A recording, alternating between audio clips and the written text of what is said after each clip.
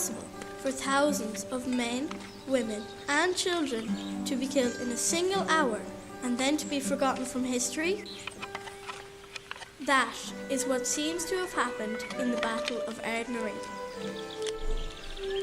When we first stumbled across the Battle of Ardnaree, we became curious because many of us live in or close to Ardnaree. So we asked our neighbours about it and even conducted a survey. But in a survey of 103 people, only 6 had heard of the battle. We arranged to meet local historian Terry Riley at the Old Abbey in Ardnaree to answer our questions. We were then able to put together the pieces of information we had gathered to tell the story. It all started in the 1580s when Ireland was being brought under English rule by Queen Elizabeth I.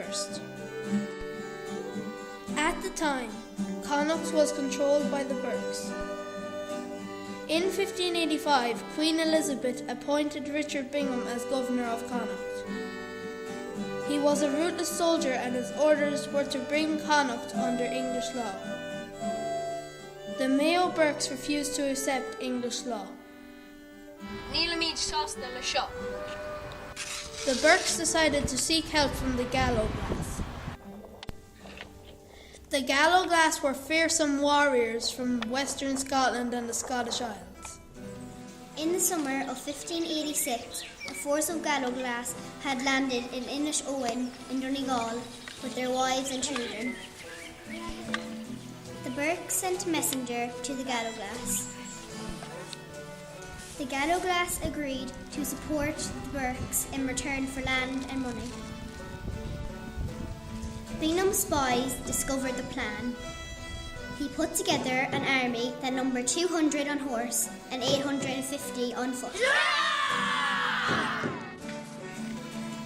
On the 20th of September, the Gallowglass reached Ardnaree and camped close to the River Moy.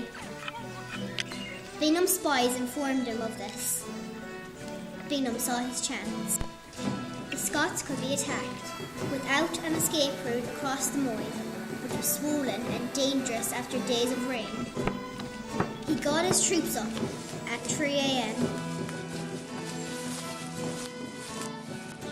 and by dawn they were hidden close enough to the Gallowglass camp to launch their attack.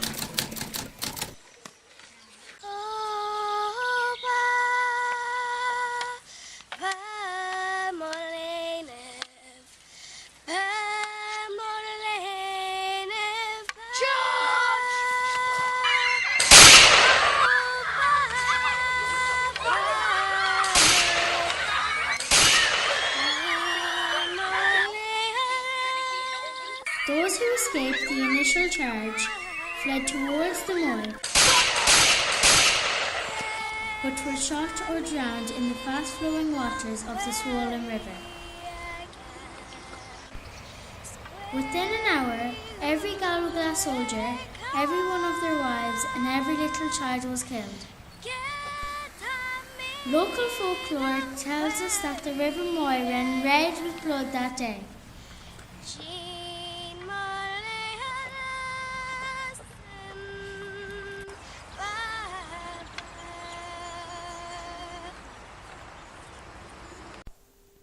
As for the Burkes, we know that their leaders were hanged, although reports vary as to whether this happened before or after the battle.